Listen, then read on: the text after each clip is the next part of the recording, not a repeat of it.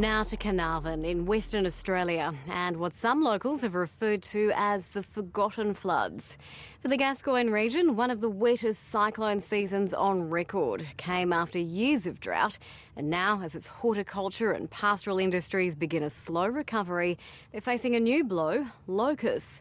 Not that you'll hear any whinging though. It may have caused an estimated $100 million damage, yet remarkably not a life was lost in the worst floods to hit the region since settlement.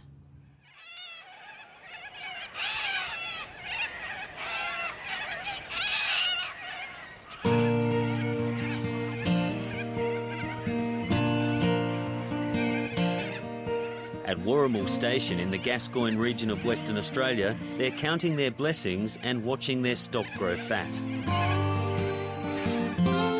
It's just come away beautifully, thickened up, and it'll be here for quite some time, at least 18 months to 2.5 years, I would say. We've got growth to keep going. They only need a small amount of rain to keep it ebbing along, which is very good. Warramul's feed bounty is a rare ray of sunshine in a year of gloom for the Gascoyne. Successive floods have caused $100 million in loss and damage. A week before Christmas, the region had 227 millimetres of rain in just 24 hours, 100 times the December average. It caused the Gascoyne River to record its biggest flood since settlement, cutting off the Northwest Highway and devastating the Carnarvon food bowl. 3 months later, the floodwaters had receded, but much of the damage remained. About 100 growers were affected. On this property alone, around 30,000 cubic metres of topsoil was swept away. Farmers such as veteran banana grower John Thomas are still counting the cost. Well, you see, there's a bunch of bananas here. Now, what happens when most of them, they got too much water and they fell. But you can see how high the watermark is right up to there on this one, and this has matured and started to fall down enough. So it was probably right over up the top there in the first place. So when you take it down and wash it, it just comes back out brown again. So when they gas them to get them ripe or bring out the colour in them, it's still brown. So if you've got bananas out of a good plantation, they've got none of that there. You've got nice yellow ones, you've got these brown ones from there, so people will reject them. That's where it was. This was holding it back. The water was pelting in here, and it hit here and took everything off the veranda as it went that way.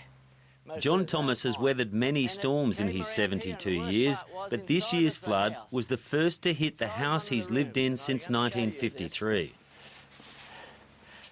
My son has been going through Europe, and I've got family records from years and years. Look at all these photos in here, are just absolutely ruined. As you can see, the levels where it came up into there, and we had cupboards or anything that was built with chipboard just falls to pieces. The government was going to give you $5,000 for the house. It will go nowhere. I'm not complaining. It was better than a kick in the bum, but see all of those things there. Look at this. You can't put the bottom drawer back in there. This one here, the same thing. All these ones are buckled on the bottom. Every one of them.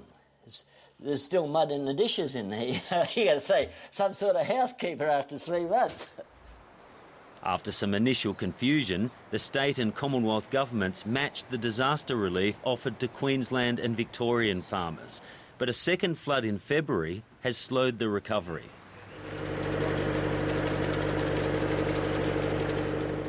It took nearly 3 months for conditions to improve enough for Peter van Bozekom to get to the wettest parts of the 42 hectares of table grapes. 90% of its fully ripened crop was ruined. Powdery mildew is our #1 enemy, even in a year like this, dry year. But when you get wet conditions and no sunlight in there, it just takes off. It's rampant.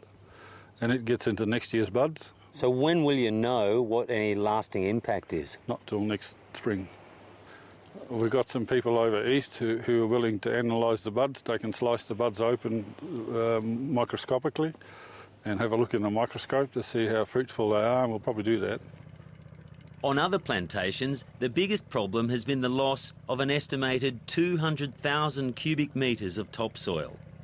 Eddie Smith's problem is typical. His 15 hectares needs about 200 truckloads of soil, but subsequent rains have made it too wet to get past his driveway. Following the second flood, we had a period where it dried out for a bit, and we moved material in and repaired the erosion damage on my block, and repaired the bank.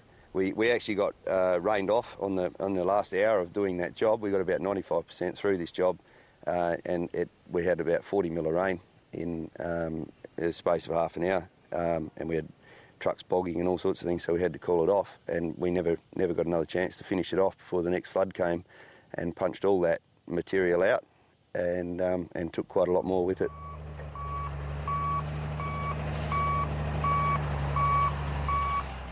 WA's Department of Agriculture and Food is spending $3 million on a topsoil recovery program.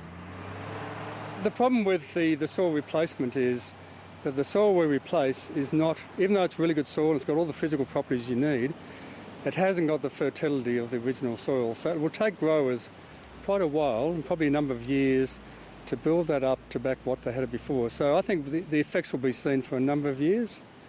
But again, the first year we'll probably get most of the problems sorted out. But it'll take a few years to get it back to where it was.